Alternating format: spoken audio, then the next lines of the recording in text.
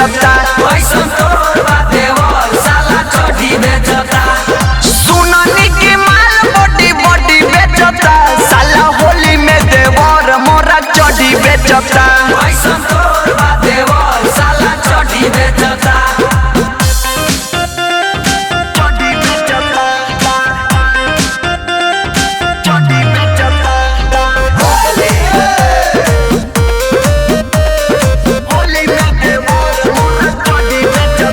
नया नया भौजाई के नया 24 के लाइल बाजारी से कहेला भौजी तू आके हो ले लो मलई तनाई सब।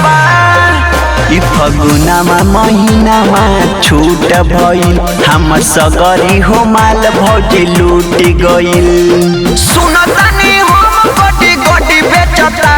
साला होली में देवर हमर चढ़ी बेचता। पैसा तोर बा देवर साला चढ़ी बेचता। साला होली में देवर हमर चढ़ी बेचता।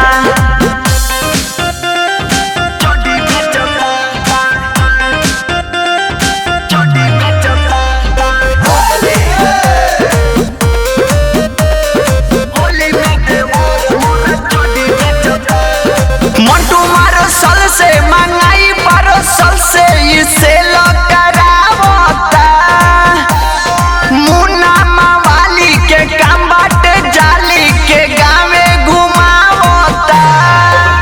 हई छोटू जी के बतिया सोच भई बेची हमरो देवरवा गच भई। लगे लइका खेले वाला ई तो गोडी बेचता। साला होली में देवर हमर चढ़ी बेचता। पैसा तोर बा देवर साला चढ़ी बेचता। साला होली में देवर हमर चढ़ी बेचता।